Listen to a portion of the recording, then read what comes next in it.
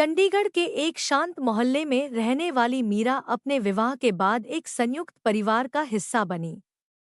मीरा ने शहर के अच्छे कॉलेज से ग्रेजुएशन किया था और हमेशा से कुछ नया सीखने और सिखाने का उत्साह रखती थी।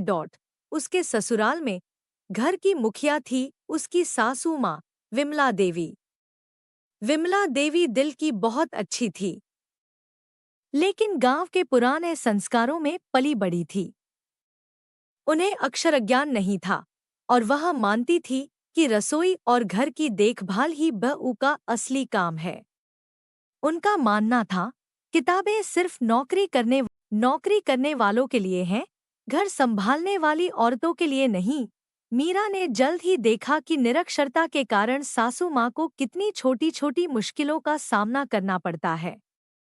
बाजार में वह गलत सामान ले आती थी क्योंकि वह लेबल नहीं पढ़ पाती थी। किसी जरूरी कागज पर अंगूठा लगाना पड़ता था, जिससे वह हमेशा असहज महसूस करती थी।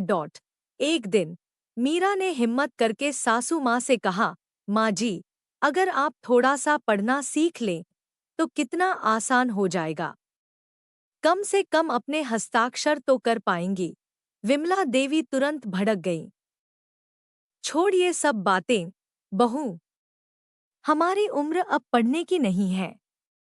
जो हो गया सो हो गया, तू घर पर ध्यान दे। मीरा समझ गई कि सीधा विरोध काम नहीं करेगा। उसने एक नया तरीका अपनाया। मीरा ने रसोई के डिब्बों पर साफ बड़े अक्षरों में हिंदी में नाम लिखकर चिपका दिए, जैसे नमक, शक्कर, दाल। रोज सुबह चाय बनाते समय वह जानबूझकर पूछती, माँ माँ जी, आज शक्कर का डिब्बा कहाँ रखा है, मैं भूल गई। शुरुआत में विमला देवी चिढ़कर बताती, लेकिन धीरे धीरे वह अक्षरों को पहचानने की कोशिश करने लगी। मीरा ने उन्हें बताया कि श से शक्कर और न से नमक होता है। विमला देवी अनजाने में ही अपनी नई पहेली में रुचि लेने लगी थीं। एक दोपहर जब मीरा के पति और ससुर घर पर नहीं थे, एक जरूरी बैंक का कागज लेकर पोस्टमैन आया। कागज पर लिखा था कि उसे तुरंत हस्ताक्षरित करना जरूरी, और विमला देवी को उसमें लिखी हुई चेतावनी पढ़कर सुनाई गई, मैडम, कृपया इसे पढ़कर ही हस्ताक्षर करें। पोस्टमैन ने विनम्रता से कहा। विमला देवी का चेहरा उतर गया। वह कागज को देखती रहीं, लेकिन एक शब्द भी नहीं पढ़ पाईं। उन्होंने असहाय महसूस करते हुए मीरा की तरफ देखा। मीरा ने आगे बढ़कर कागज पढ़ा और फिर सासू माँ को समझाया। उस दिन विमला देवी को अपनी निरक्षरता पर गहरा दुख हुआ।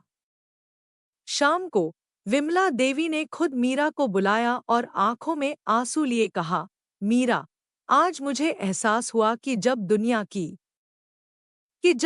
की चाल तेज होती है तो अशिक्षित होना कितना अकेला कर देता है। क्या तुम मुझे सच में पढ़ा सकती हो? मीरा की आंखों में खुशी से आंसू आ गई। जरूर माँ जी, सीखने की कोई उम्र नहीं होती। फिर शुरू हुआ सास बहू का नया अध्याय। रात के खाने के बाद रसोई का काम निपटाकर मीरा सासू माँ को पढ़ने लिखने के लिए बिठाती। मीरा ने पेंसिल पकड़ने से लेकर अक्षर बनाने तक सब कुछ सिखाया। विमला देवी ने भी अपनी बहू को निराश नहीं किया।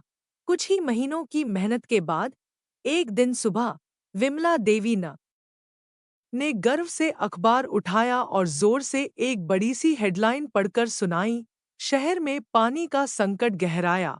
घर में सबने तालियां बजाईं। विमला देवी ने मीरा का हाथ पकड़ा और कहा, बहू, तूने मेरे जीवन की सबसे बड़ी कमी को दूर कर दिया। अब मुझे समाज में किसी के सामने शर्मिंदा नहीं होना पड़ता।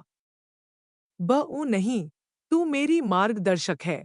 इस तरह मीरा ने अपनी सासू माँ को केवल पढ़ना लिखना ही नहीं सिखाया, बल्कि उन्हें एक नई पहचान और आत्मविश्वास भी दिया। परिवार ने समझा कि शिक्षा की लौ कभी बुझनी नहीं चाहिए और